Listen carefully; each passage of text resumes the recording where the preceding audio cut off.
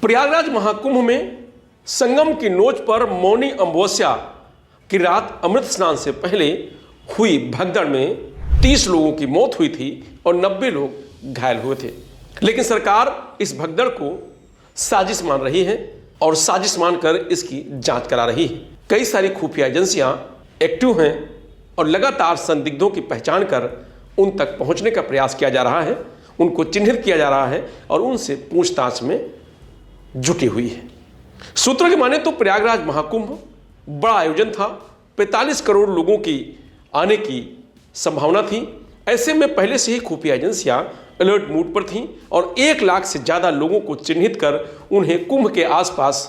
न आने की हिदायत दी गई थी। और वो लोग थे जो सीए एनआरसी और सरकार के खिलाफ बड़े बड़े प्रदर्शनों में शामिल हुए हैं और महाकुंभ को लेकर के नेगेटिव सोशल मीडिया पर पोस्ट कर रहे थे। ऐसे लोग हैं जिनको पहले से ही चिन्हित किया जा चुका था। इस घटना के बाद जब फिर खुफिया एजेंसियों ने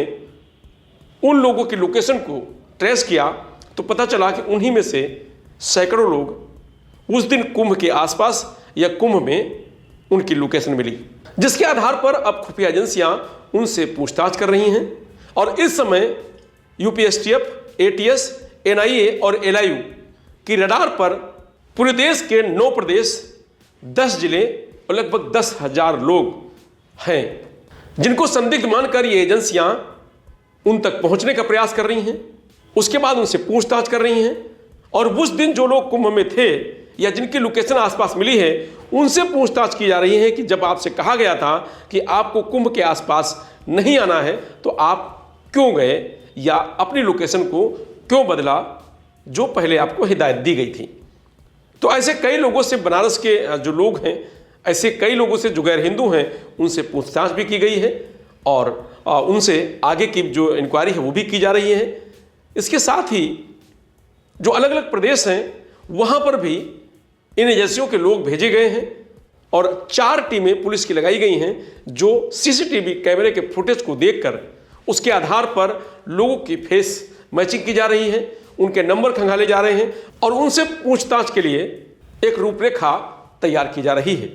इन खुफिया एजेंसियों के रडार पर वो लोग भी हैं जो सीए एनआरसी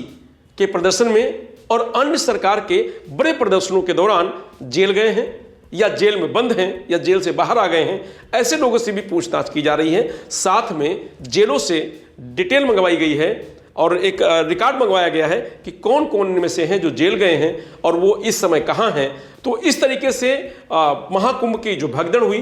उसको साजिश मानकर योगी सरकार अब जांच करा रही है। जांच में बड़े स्तर पर जो खुफिया एजेंसियां हैं केंद्र सरकार की और उत्तर प्रदेश सरकार की वो लगी हुई हैं। लेकिन इसी घटना को लेकर अगर बात की जाए, विपक्ष की तरफ से लगातार ये कहा जा रहा है कि वहाँ पर भगदड़ हुई है और भगदड़ में जो मौत हुई है उसको लेकर के सरकार छिपा रही है और मौतों का आंकड़ा सरकार सही नहीं बता रही है। उत्तर प्रदेश से लेकर के देश की संसद में भी विपक्ष ने इस मुद्दे को जमकर उठाया, सरकार उसका जवाब नहीं दे पा रही है और विपक्ष ने जो आरोप लगाए हैं भगदड़ का उसको लेकर के सरकार उसको अब साजिश मान रही है। अब देखना यह होगा कि सरकार इस पूरे मामले में जो भगदड़ हुई जिसमें 30 लोगों की जान गई, 90 से ज़्यादा लोग घायल हैं, इस भगदड़ में कौन दोषी होता है, किसको सजा मिलती है और इसके पीछे क्या कारण था, ये जांच में पता चलेगा। जो एजेंसियां जांच में जुटी हैं उसके बाद पता चलेगा और कौन इसका दोषी है ये भी पता चलेगा। जनता और पूरा देश ये जानना चाहता है कि महाकुंभ में जो घटना हुई, महाकुंभ में जो भगदड़ हुई, उसके पीछे कोई साजिश थी या सिर्फ भगदड़ थी, प्रशासन की लापरवाही थी, क्या था, ये हर कोई जानना चाहता है। लेकिन अभी तक जो कह सकते हैं कि जो सामने आ रहा है, जो देखा गया है, जो विपक्ष का आरोप लगाया जा रहा है, उसमें यही कह सकते हैं कि उस दिन भगदड़ हुई थी और भगदड़ में सिर्फ अधिकारियों का नकारापन और लापरवाही निकलकर सामने आ रही है। लेकिन सरकार की तरफ से उसको भगदड़ नहीं माना जा रहा है और भगदड़ की जगह उसको साजिश मानकर जांच कराई जा रही है।